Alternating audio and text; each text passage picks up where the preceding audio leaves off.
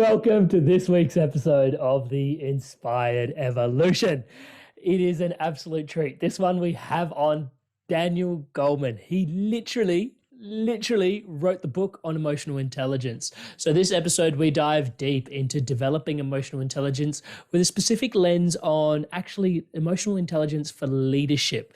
It's an amazing conversation about self-awareness, learning to manage your emotions, self-motivation, empathy, how to handle relationships, and fundamentally creating this real sense of stability within yourself.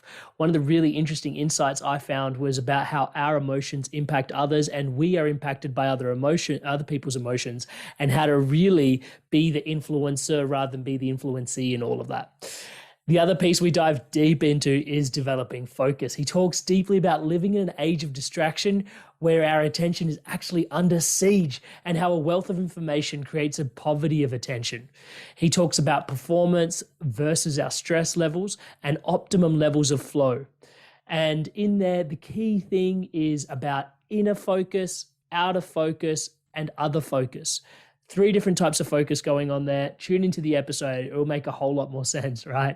And ultimately, one of the really yummy conversations that we left with was this idea around good work, which is actually at the heart of what the Inspired Evolution is all about.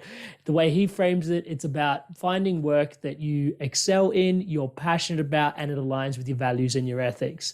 I absolutely love it. There's going to be a moment in this conversation where you just go, that was my aha moment. I know I had a few of them when I was tuning in, just having the conversation. So whenever that happens for you, please do us a solid, give us a thumbs up, click that button.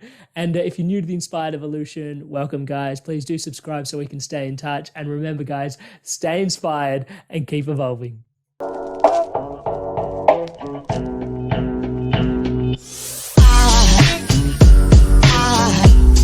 goes a sight from my soul.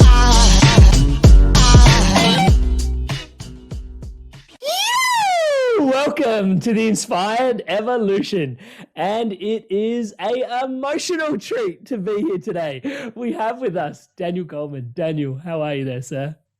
Amrit, hi. It's a pleasure to be here with you. I feel great. I should say, I feel great. It is so awesome to have you here. Honestly, I can't even put it in words. For those tuning into Daniel for the first time, he wrote the book on emotional intelligence, literally, right? There's also another amazing book that is, well, in my circles, a cult favorite called Altered Traits. And there's also the book Focus. So there's 3 really incredible books. Emotional Intelligence spent a year and a half on the New York Times bestseller list. It is an incredible read. It's written in 40 different languages now. It's made its way around the world. It is such a gift. And it is just such a treat to have you here. You've dedicated yourself to this path for 30 to 40 years, Daniel. It is such a treat to be gleaning some of your wisdom today. Thank you so much for doing this. Happy to be here. I could start in so many different places, but the first place I'd like to sort of start is emotional intelligence. What is it? The way I look at it, there are 4 parts. There's self-awareness. There's using that awareness to manage yourself well, and then empathy, tuning into other people, and then putting that all together to have effective relationships. When we start talking about those 4 different parts, it starts with self-awareness. And I know your whole book, Altered Traits, was dedicated to like tapping into the states that meditation, mindfulness, and all this could tap into. How important is self-awareness on the path of being aware of, can you explain a little bit about why self-awareness is so important for emotional intelligence? I think self-awareness is fundamental. If you don't know what you're thinking or what you're feeling or how it's impacting what you're doing, then you can't manage yourself. You're at a loss. You need to tune into yourself in order to see, am I staying focused on my goals, or am I being distracted? Am I able to manage my upsetting feelings and marshal more positive ones, which means I'm going to be in a better state to think clearly, to do what I need to do well. So self-awareness also, interestingly, relates to empathy. It turns out if you're tuned out of some range of your own feeling, you won't pick that up in another person. So calibration. Sorry, I interrupted. Sorry, Yeah. go ahead, Amrit. I Yeah, said it's like a calibration. Sorry, that's all I was saying. It's yeah, like if you yeah, don't exactly. calibrate it to yourself, you can't calibrate to others. Yeah. And mindfulness is kind of applied self-awareness. It's systematic training in tuning into your thoughts and your feelings in a way where you shift your relationship to them. Instead of being sucked into them or carried away by them, you can watch them come and go. It's a Mhm. very different internal state, but that's a kind of a meditation. And what we found in the book Altered Traits, which I wrote with a neuroscientist, Richie Davidson, who's at the University of Wisconsin, we looked at the best studies. We found that the more you do it, the better the effects, but that there are good effects right from the get-go of kind of, it's systematic mind training is the way we think about it. Because in modern society, we're very good at managing the external world. We're not so talented at managing the internal world. And for that, we look to some, really ancient Asian methodologies, which come in the form of meditation usually. Mhm. And turns out that they're very effective ways to learn to handle our inner states better. I love that. And I love, sorry, I interrupted before. I love the how the clarity with which you're describing how important it is for us to be self-aware, because from that point we are really calibrated. And from there, potentially we can, start to understand others better, understand how to manage our emotions better, potentially what drives us as well. When it comes to managing emotions, in the book, I found some really interesting nuggets. Um, like little things like fallacies, like the ventilation fallacy. I always thought talking about your problems potentially made you help move through them faster. But you describe it as potentially being a fallacy because you're just spending time building up the emotion. Can you describe like different ways to manage our emotions and potentially some of the places where we Sure. might get hung up on thinking like, yeah, some of the things that are counterintuitive. Well, for example, the ventilation fallacy particularly pertains, say, to anger. Yeah. Like a lot of people feel, well, I've got to let it out. I've got to express all of my angry feelings. It turns out the more you do that, actually, what you're doing is rehearsing anger. Mm, You're becoming a very good practitioner of anger. But that doesn't necessarily help you in life. It's better, I think, if you can, what they call technically decenter, not let yourself be carried away by the anger, but see the anger coming and going. mhm. And in many therapies, this is what happens. So, I think I'm not in favor of suppressing emotion, but I am in favor of working with it in terms of changing your relationship to it. So, Mhm. for example, my wife is trained in cognitive therapy. And in that approach, they're very good at helping people manage anger because in cognitive therapy, when you're angry, you don't believe your thoughts. This is Mm, crucial to understand. You don't have to believe every thought, mm, particularly the ones that carry you away in a direction you don't really want to go, that can be counterproductive. Anger is a really seductive emotion. It feels like we're right, it's self-righteous. But if you can step back from it and see your anger, even feel it build up, then you have a choice point.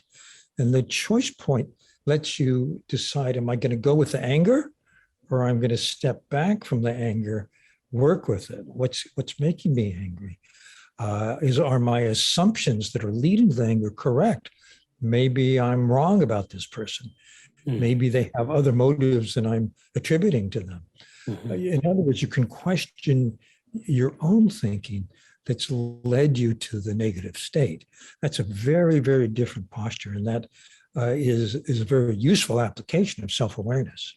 I love it, and I love how you ended that because the key thing is when as I was hearing you share that, and I totally relate about how seductive Anger can be, I've taken action out of anger before and realized I'm totally taking 2 steps forward to realize wake up tomorrow. I've taken 5 steps backwards. Exactly. You realize it the next day after the anger is passed. I've got more things to put together now Yeah. than I had So, initially. Amrit, if I could, this is the definition of an amygdala hijack. When you get angry or anxious, it's your amygdala, which is a part of the emotional brain, that's flaring up.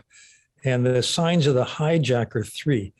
You do something very quick, you feel something quickly, like I'm flooded with anger. Like an You impulse. do something impulsively. And the third sign is after the dust settles, when it's all over, you really regret what you said or did, which is exactly what you're saying in your example. Yeah. And this is the problem with strong negative emotions is if we act from the emotion, we'll probably regret what we did later. Yeah. As you were describing how to manage our emotions, it sounded poetically so much like a mindfulness meditation, to watch things come up and not associate ourselves with them, and be able to sort of, not bite the hook, not to associate myself with my thoughts is a big part of, when I find myself in mindfulness training.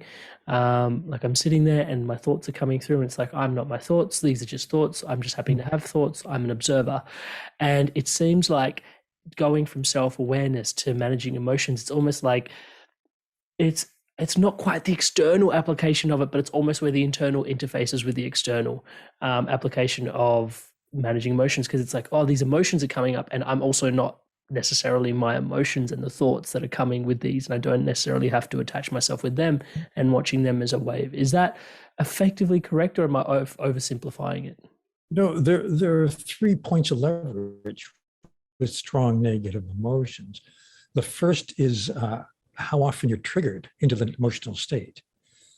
It turns out that people who are, say, mindfulness practice, they've done it less often they're triggered. The second question is how deeply am I going to be immersed in that emotion? Some people less so, some people more so. Practitioners tend to be less and less so. So you don't feel it as strongly if you do get triggered. And the third thing, this is key, how quickly do I recover? Called resilience. Resilience is defined technically as the time it takes you from the peak of upset to getting back to calm. The longer you practice, like, oh, I've been a practitioner 3 years. I do it every day for 20 minutes or something. It turns out that we find the longer people have been practitioners, the more quickly they recover. And I think that is really the key, because you cannot determine, we don't decide what we're going to feel and when we're feeling it or how strongly we'll feel. Our emotions just come to us unbidden from a part of the brain that we can't control. The point where we have something we can do is once we feel it, do we go with the emotion and keep feeding it? Like if depression is another disabling emotion, do we start thinking, well, I'm just no good, life's not worth living? And these are called depressogenic thoughts. In other words, they feed the depression. And there are thoughts that produce, that feed anger. Do we go that way? Or can we drop it? Can we say, oh, well, anger's here, but I don't have to live with it. I can drop it. I can get over it. That lets people recover. And the more mindful you are, the easier it becomes to see those feeling states, particularly negative feeling states, just as feelings that come and go. Thank you so much for sharing that. One of the things sorry, this is sort of tangential now, but one of the things from your book on focus was this conversation around, and you were talking about resilience and that bounce back factor, as I would call it. And I remember reading about performance versus the stress levels that we experience, and how there's like the U-shaped curve in terms of, there's a level of performance where, a certain amount of stress is healthy, but then a certain amount of stress gets to, what I tuned into some of your work, and it was called the frazzled state. And then when you said that, I was like, oh no, I've spent time in frazzle land. Right. Well, uh, I just released something called the Personal Sustainability Index. Mhm. It's a way of assessing what are the things that cause stress in my life, Mhm. and what are the things that help me recover, Mhm. that give me a sense of renewal, because we need to balance these. You can't determine how stressful your life is going to be. Life throws things at us. You don't know what's going to come. The question is, do you have ways to recover? So meditation is a way, but so is playing with a child or with a pet or going for a long walk in nature. All those things give us a sense of renewal.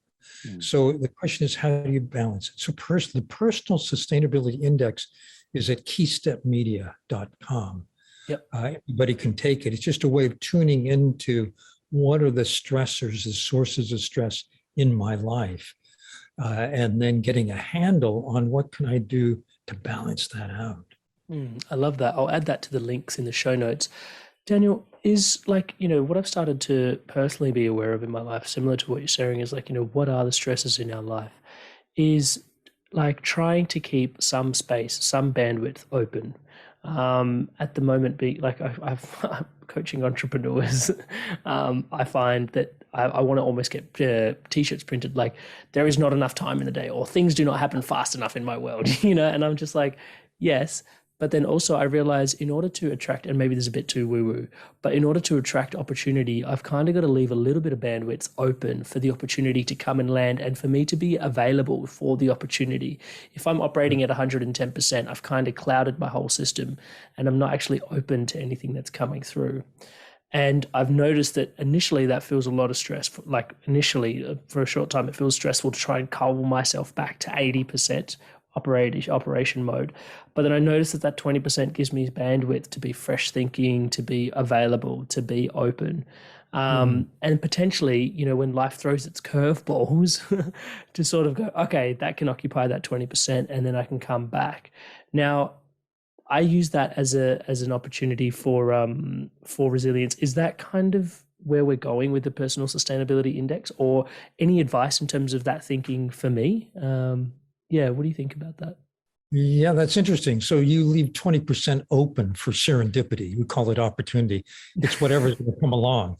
Yeah, You want to be there. I endeavor to. I don't always succeed, but I endeavor You know, to. yeah, I don't think of it in terms of time. 80%, 20% is how you've scheduled it, Mm, but rather in terms of how it impacts you. mm, So that 80%, some of that could be renewal. For example, if you're talking with or spending time with someone who is nourishing for you, mhm, then that's a renewal. mhm, If you feel drained in all of that 80%, then it's stress. mhm, And you talked about that upside down U curve, mm, which let me go into that in a little bit. On imagine on the curve on the vertical is for performance. So the mhm, top of the U is top performance. The bottom of the U on either side is the worst performance. And along the horizontal axis, let's say, is amygdala arousal. What's happening in your brain, particularly stress hormones, mhm, cortisol, adrenaline. In the morning, your stress hormones, cortisol, naturally rise. They're not stress hormones, they're good hormones. They get you going, they get you mm, motivated for the day. You're able to meet whatever the day brings. If you get into that optimal state, then you're going to be the best you can. mm, And if you get, however, and this is the rub, if you get more stress than you can handle, that mm, 110%, not the 80%, for example, then your amygdala goes into overdrive mhm, and your performance plummets again. And the lowest point is called frazzle. mm, There was actually a journal article in the journal Science, I think, the neurobiology of frazzle, which mhm, essentially is constant stress arousal. mhm, Technically, this is called sympathetic nervous system arousal. It means that your body is mobilized to meet that emergency demand, but the body was designed to recover. That's why I look at your recovery, your renewals in this. And if you never have a chance to recover, you Mm. get in a state of burnout. And this is happening, unfortunately, with many people in healthcare today because of COVID, because of Mhm. having to go flat out, exposing themselves and their families to the risk. It's highly stressful. But it happens to business people, it happens to entrepreneurs. Classically in a startup, you've got to work like 24/7.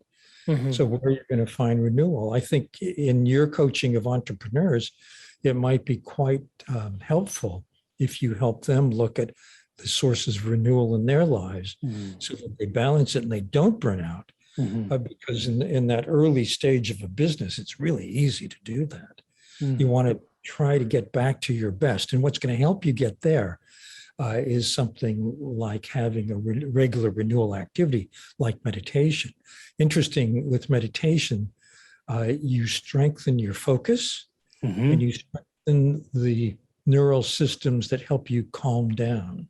It's Mhm. a so it helps you get back to that optimal state. Mhm. And interestingly, one of the ways to enter the optimal state, sometimes called flow, is through 100% concentration, Mhm. being fully present to the person that you're with or the thing that you're doing and Mhm. not being distracted. This is why your phone is your worst enemy, not your best friend. Because if you find yourself scrolling through your phone, it means you're just letting your distracted mind take over Mm. and not being focused on the thing at hand.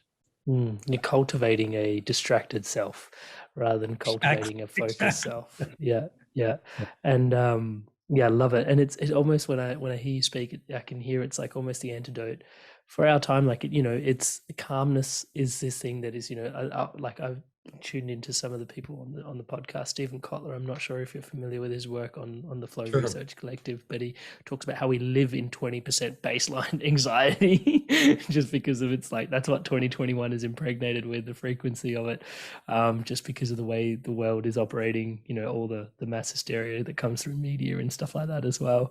But then that calm that can sort of silence all of that for yourself as well. And especially in an age where I think I was tuning into one of your talks, and one of the quotes you said was like, a wealth of information creates a poverty of attention, and we're living in an age of distraction where in fact our attention is under siege.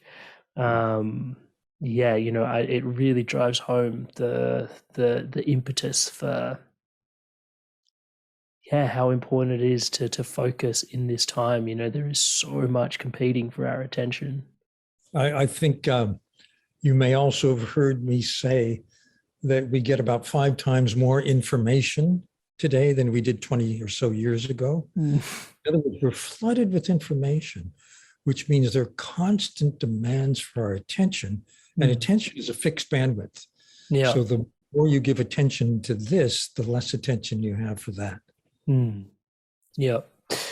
Yeah, and I find it remarkable that there's this optimal level for our performance and our attention when it almost, and this, I think this is where I was going with the 110%/80% thing, is like if we're ending up in frazzle when there's so much power, like all this marketing, it's like, especially as an entrepreneur, it's like, do I need to do this? Do I need to make it's so easy to tip into the other end when you're trying to do so much of the work that you love, that it's almost forcing yourself to sort of operate at kind of what you believe to be 80% to keep some bandwidth open so that you don't slip into frazzle land, to sort of protect yourself against something like burnout.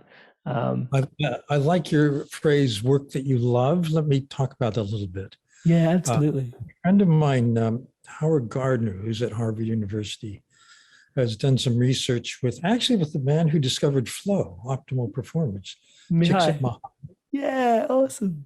and a guy at Stanford, William Damon. They were looking at what they call good work. Mm-hmm. And the elements of good work are really fascinating. One is that you identify what you are really good at. What are your talents?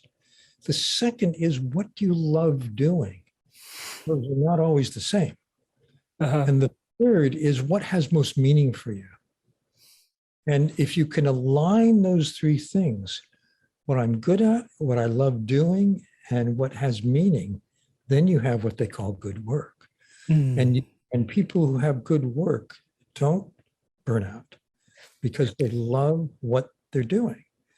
So the question is, how much of my day is spent in good work? How could I increase that?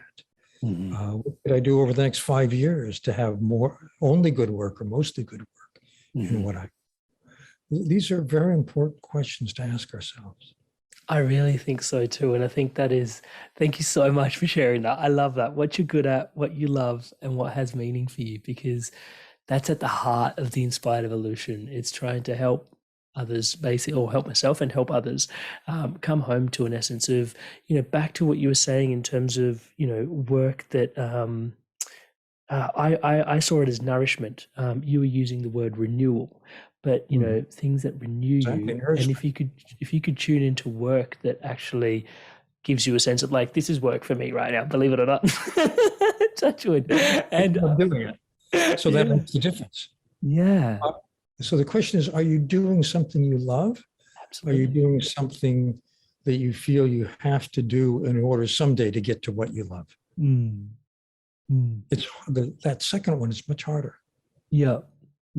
And it's a bit insidious though, isn't it? Because society's kind of wired us a certain way to sort of or we've been trained or groomed a little bit to sort of sacrifice the moment for what's potentially available to us in the future, for a future that may never come though, right? I was talking to a woman named Laurie Santos. She's a professor at Yale University. She taught the most popular course ever at Yale, which was about happiness. And what she said was, I think that course is popular because in order to get into Yale, you had to do things you didn't love and not do things you loved. And students, and my students are essentially love-starved in that way.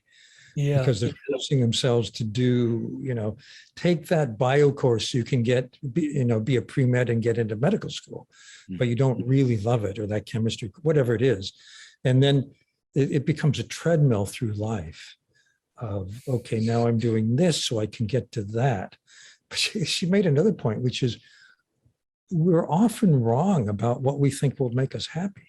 Do things that we think will make us happy, but actually once we get them, they won't necessarily make us happy.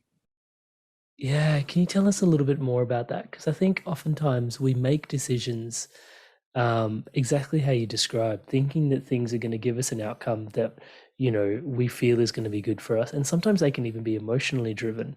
And then we get to said outcome, and it's like, oh, that wasn't quite it. Well, there's something you said that I want to circle back to, because I think there are societal factors at work. Please. We live in a society that rewards competitiveness. How well, you come home from school, your parents say, how well did you do on the test? Instead of who was kind to you today, or who were you kind to today? That's a completely different way of thinking about school day or your day generally. But it turns out that kindness itself is a reward. That when people are compassionate, actually the reward circuitry of the brain lights up. So doing something kind to someone else makes you feel good. Winning the game may not give you a lasting satisfaction, whatever the game may be. So I think that our culture, our society may wire us in a way where we are propelled by motivations that aren't actually going to lead to lasting satisfaction. Thank you so much for sharing that. I think that's really a profound point. And I want to almost use that as a segue to come back to, we were talking step by step through the emotional intelligence book. And I think the third part of it, the part we left off, was about managing emotions. And the part we can come back to now is self-motivation. How do we start? How do we go into the area of self-motivation? How do we find things that motivate ourselves potentially versus what is, motivated by the external world? How do we, and I'm sure that builds upon the self-awareness and the managing emotions. But so, Amrit, I'm not sure there's a clear distinction between motives that are taught to us and motives that are part of us. Mm. I think that our motivational system is to some extent driven or shaped by our life experience. Wow. And, there are three basic motives. My professor, David McClellan, used to say one is the drive for power or to influence people. Mm-hmm.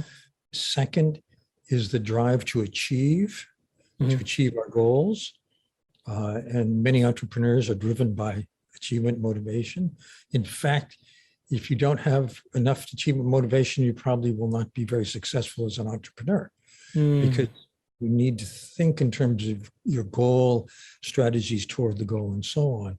But the third is entirely different. It's the need for affiliation, for connection, for other people. And different people have a different hierarchy of those motives. Mm-hmm. So I don't judge it really. I don't say one is better than the other, but I think it's good to know what's my motivational configuration, what really drives me, what do I really want? And then is that leading me toward what I would find meaningful, toward my sense of purpose? Do those two things mesh? If they do, great. And if they don't, it's time to rethink or to reflect at least. Mm-hmm, mm-hmm. And do we have an opportunity to restructure our motivations potentially? Like tuning into, like, let's say I'm more driven by power than I am for affiliation. I don't know if we can change our motivations, but we might change our channels, how we channel those motivations. So, for example, with power, there's personal power and there's social power. Personal power is it's all about me, my success, brand me. I'm going to get ahead. The other power is about your team or your group, or helping everyone get better. And so those are both power, but they're channeled very, very differently. It's almost like you're bringing yourself into service, and there's maybe potentially inviting in some element of kindness into that if you're participating as part of a team. Yeah, that's a very positive version of it. Exactly. Awesome.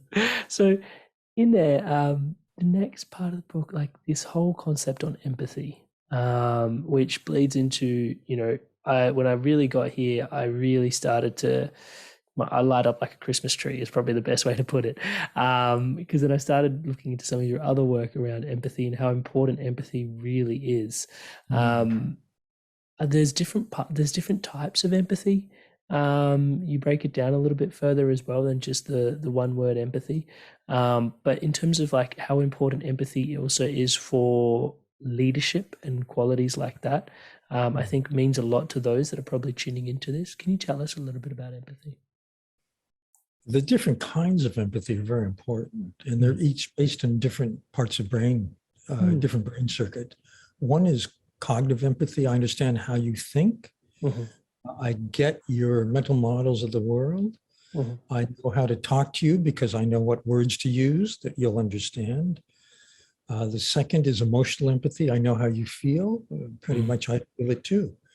I'm picking up your feelings. Those are really important kinds of empathy. But I think that for a leader, the third kind is the most important. That's what's called empathic concern. I care about you. It's not just I know how you think and feel, but I want what's good for you, not just what's good for me. And that makes you the kind of leader people love to work for, love to follow.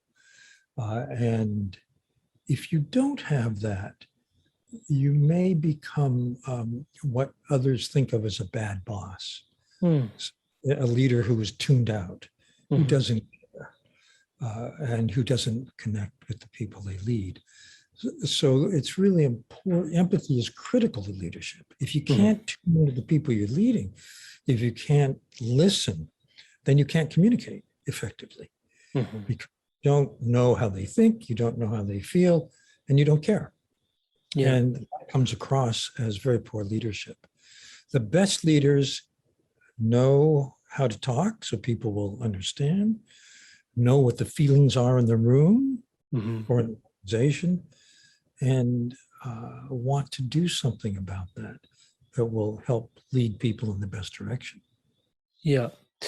The way when I tune into the book, the way I sort of started to realize this, and even as I'm hearing you speak now, is that third element of empathic concern, how important it is, because especially like rooted in our communication, if we're not, like, we may just continue, if we're self-absorbed a little bit and just sort of not aware, and just sharing kind of what we want to get done and not really meeting the other person where they're at and their receptivity, we're just kind of bulldozing through them with our agenda.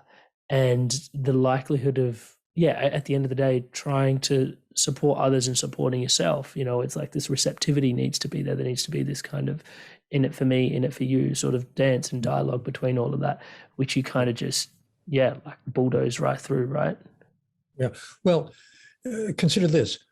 When Google looked at their high performing teams, they found that the main characteristic of those teams was a sense of psychological safety. I have a friend who studied thousands of teams and found emotionally intelligent teams are high performing. The one element that stood out for her of these high performing teams was that people had a sense of belonging. I'm welcome. And if I belong, then I can take risks. Then I can say the thing that needs to be said that might be uncomfortable.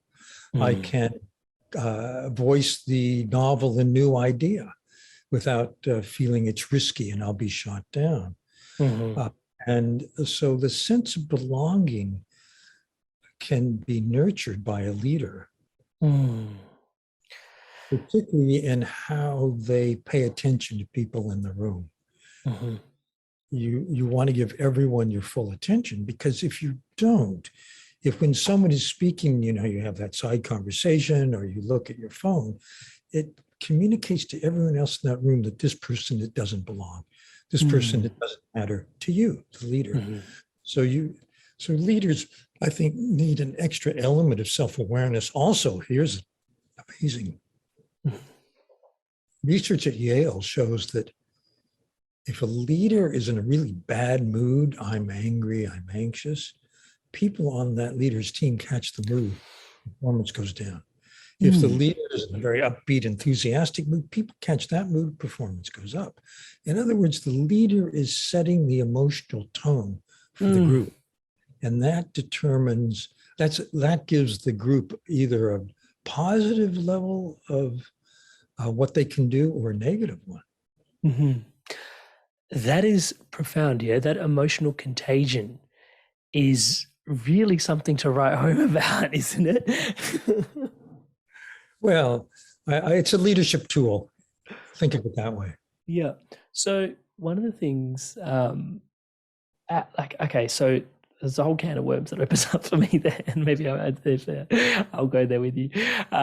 Is in the emotional contagion. Like, let's say I'm aware that as a leader, how I'm feeling has an impact then subsequently on the emotional ecosystem of the business. Let's just call it that.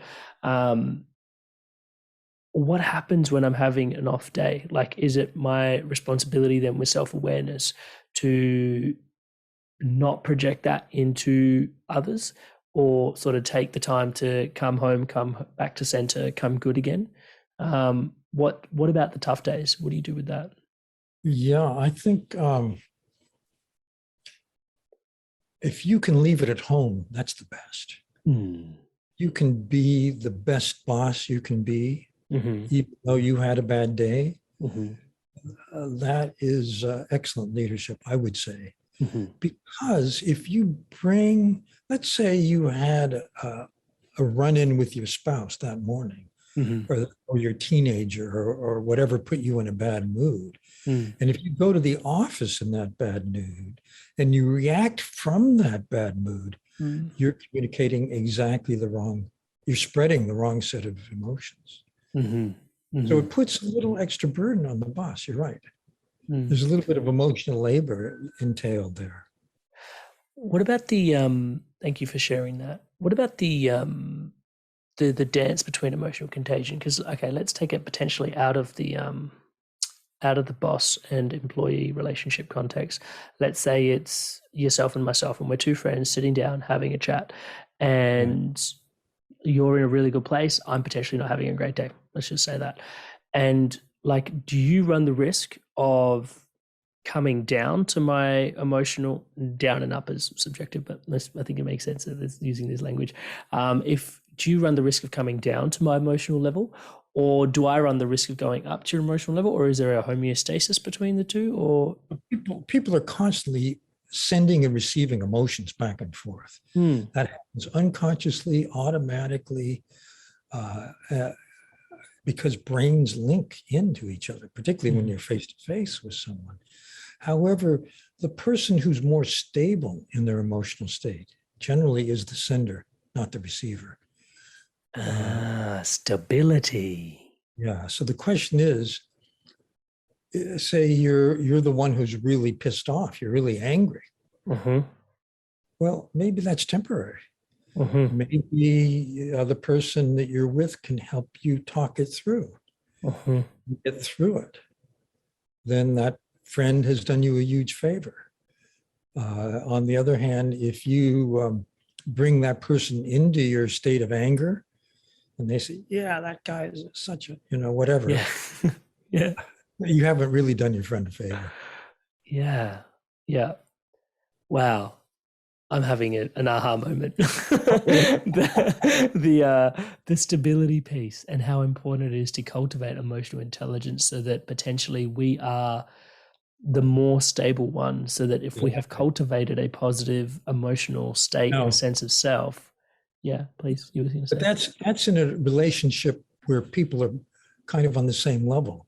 Power differentials matter a lot. So if one person is the boss and the other person is the employee, the boss generally is the sender. Hopefully for the better, but it could be for the worse. If it's just a friend and you're kind of on the same playing field, then stability really matters. Is there, and this is just a kooky harebrained question of mine, thanks for entertaining me. Is there an opportunity anywhere where, like, you may be the employee, but you may be able to have an emotional influence despite the power dynamic? Yeah, if you're really stable, say a positive state, then you can spread that state. I started the book Emotional Intelligence with a story about a bus driver in New York. Who was a guy who made his passengers feel great. He actually had fans.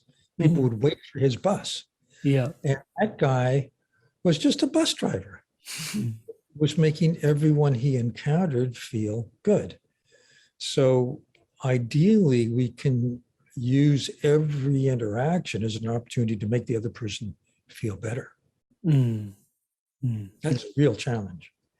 Yeah, I think it's amazing. I think just that piece is so insightful. The impact that we're having on each other, and how, for me anyway, personally, it makes a massive case for doing the work on emotional intelligence, knowing that, there is almost this energetic field, this emotional field that we're interacting with each other with all the time, and we're picking things up, putting things down, and having that center, how important it must be to have that stability. Now think about that at the customer interface, customers and clients. How the customer or client feels at the end of an interaction with someone from your organization determines how they're going to feel about your organization. So you want to spread this ability throughout the organization. It's not just for the C-suite.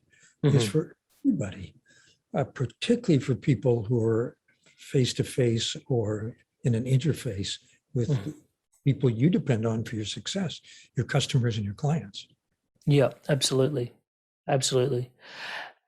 The other thing I mentioned, we've going back to the conversation around focus, it's like you said this, the ability to manage your emotions is linked with your ability to pay attention. Now, for those tuning into this conversation at this particular juncture in this conversation, that may start to make a lot of sense and precipitate to a point, like I get that, like having listened to Daniel, it's, like okay, if I'm not centered and I'm not stable, then I probably, can't focus. But I remember before I was having this conversation with you and before I tuned into your work, that those two things weren't readily paired in my mind. The fact that my emotional stability had a direct correlation to my focus. Can you tell us a little bit more about that and how the two are directly linked? Well, it's because the circuitry for each, managing upsetting emotions and focusing concentration, is largely overlapping in the brain, is mostly the same circuits. Think about this. When you're focused on a task, when you're concentrated, when you're paying full attention, and something distracts you, you know what the most likely distractor is? Something inside that's upsetting you. It's not the people talking at the next table in the coffee shop. It's that thing that happened to you that makes you so mad that you're thinking about. It turns out that the most powerful distractors are our own emotional triggers. And so if you're emotionally triggered, then you're going to start thinking about that thing. Why didn't he return my email? Why did she say that to me? Whatever it might be. And that is a powerful distractor. So what that says is that your negative emotions are weakening your concentration. The more emotionally upset you are, the less well you can concentrate. Because attention fixates on what's upsetting you. When you're upset. Yeah. How about procrastination? Like, is that something that is also linked to emotions, and me potentially not wanting to do, like, focus on said task because there's an emotional sort of distraction, would you say? Well, it depends what's behind the procrastination. For example, sometimes procrastination is a way of handicapping yourself to explain not doing so well. Myself enough time. Underlying that is a kind of unconscious fear of failure. You feel you're not going to be very good at it, so that becomes a kind of self-fulfilling prophecy. So you have mistakes, you procrastinate. Maybe procrastination is due to distraction. Like this other thing was so much more compelling. Maybe I don't really want to do that thing that I'm procrastinating about. So it depends on why, what the motivation is for the procrastination. Gotcha. Cool. With the you mentioned that there was different types of focus. There's inner focus, there's our other focus, and then our outer focus. So I kind of got to understand inner focus, outer focus. But then this other focus, I think, is a really important conversation to have. Could you describe the three different, could you describe inner focus for us? So actually, inner focus is on yourself. Other focus is on other people. It's empathy. That's what I mean by it. And the focus beyond that, what did I call it? There's three things. Outer focus. Outer focus is really understanding the systems you're operating in. For example, an entrepreneur, what technology do you depend on, and how is it changing? How is it evolving? What are the cultural trends that you're dealing with? What's going on in government policy that is going to help you or hurt you? What is going on in the environment? You've had these. Are you in Australia? Yeah. Horrible wildfires from global warming, dryness. Well, you have to factor that in because it's not going to get better, it's going to get worse. So understanding the systems that constrain you or allow you an opportunity is crucial to, say, entrepreneurial thinking and entrepreneurial success or business success generally. So that's what I mean by the outer focus. That makes a lot of sense. And so that's the outer focus is the bigger systems in the environment and the ecosystem that we're embedded in. The other focus is focusing on the others that we're in that ecosystem with, then in that the key function there being empathy. And then the inner focus is us as the individuated self and the inner awareness that we cultivate through that. You got it. Awesome. Perfect. I I can't help but just revel in this conversation, how simple it feels to realize that actually all I've got, like how it, like the impetus for coming home to my practice of meditation and mindfulness.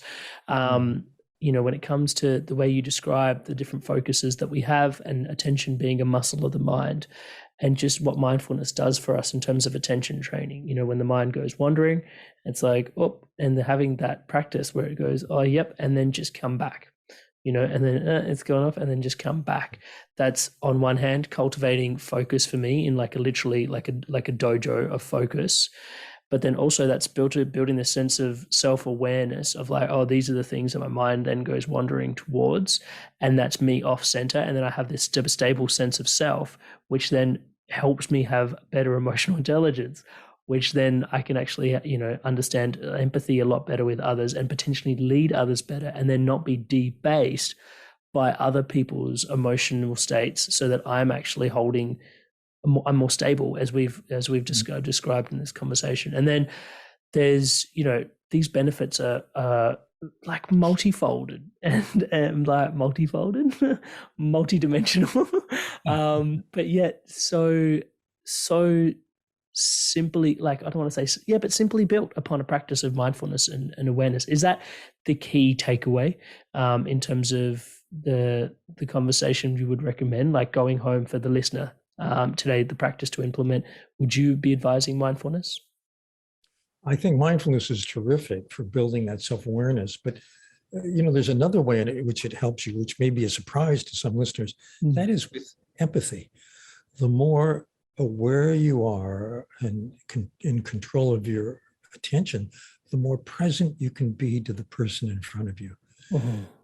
People pick that up. When your mind starts wandering off, the person that you're with feels that you're not there somehow.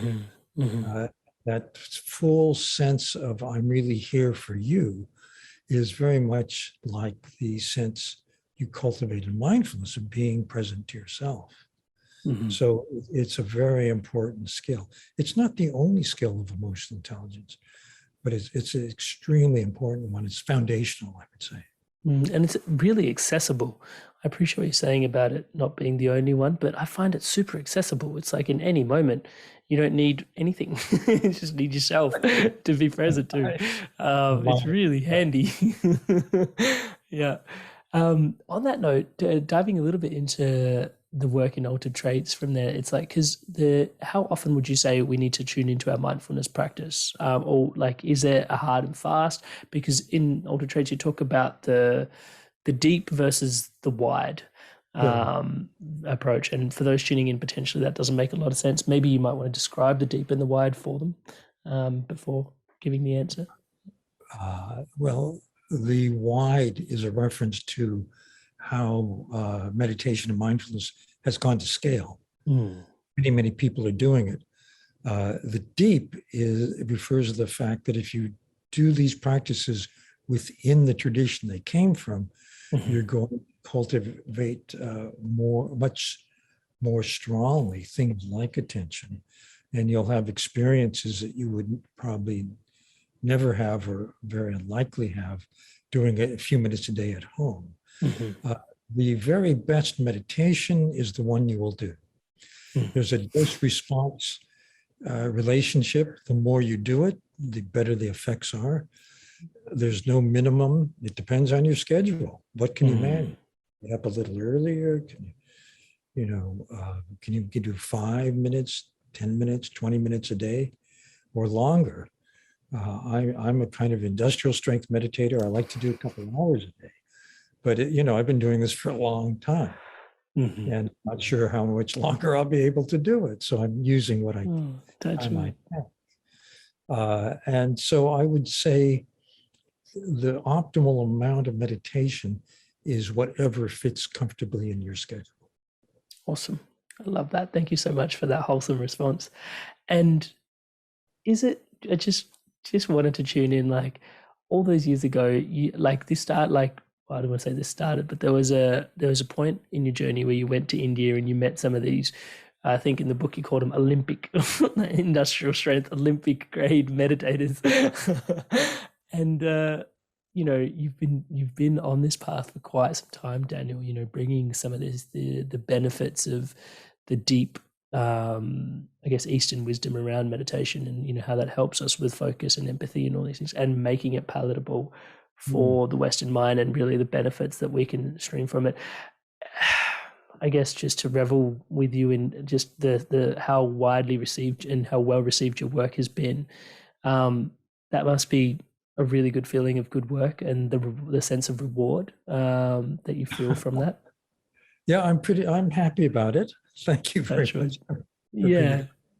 Yeah. Does it give you a lot of, I guess the sense of, there's a lot of things in the world at the moment that are in a pretty dire and challenging state, but then there's also some real things to be optimistic and looking forward to.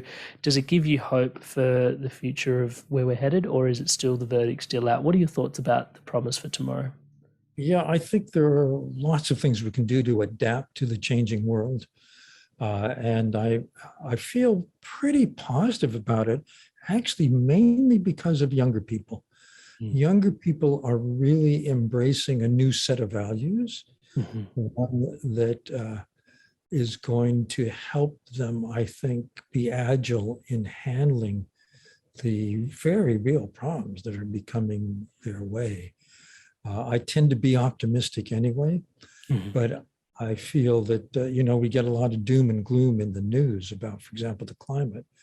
But there's so many ways in which people are working to make that less severe in the future.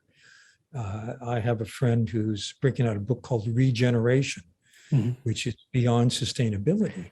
It means you not only have a zero carbon footprint, but you lower the overall carbon footprint. You add, you replenish instead of just doing less bad. So it's thinking like that that's going to help us into the future. A whole nother level. Daniel, I am so humbly grateful for your presence and just your insights. Thank you so much for answering all my questions, and just sharing yourself with such grace and abundance here today. Really, really, really appreciate not just today in this conversation, but the volumes of work that you put into this conversation as well. Guys, I will link each of the three. There's more books than just the three books I've been referencing, guys. Altered States, Focus, and Emotional Intelligence. There are more books than that. There's books on leadership, but those three books are just, in many ways, like if you pick them up and you read them, you'll understand why I'm just nerding out on them super hard. Daniel, you've got something to say? Now, this reminds me, if you want to really get into emotional intelligence, maybe you can put in the show notes building blocks of emotional intelligence. Also, Keystep Media, because I didn't go into it, but in each of the 4 domains, there are competencies of high performers. And these are the building blocks. So there's a primer on each of those, like goal achievement or teamwork and so on. So yes, that's something you can add. Thank you. But I also, Amrit, I want to thank you. I thank you for actually having read my works. Not everyone who interviews me has, and taking it seriously and helping showcase it on your podcast. I'm deeply grateful to you. Thank you so much. And it's been quite a pleasure talking to you. Thank you so much for your blessings. And hopefully this is the first of many. I look forward to hopefully, if it's okay with you, having this chat again sometime in the future. Thank you so much. So long. Hey guys, if you enjoyed this video, give it a like, leave us a comment.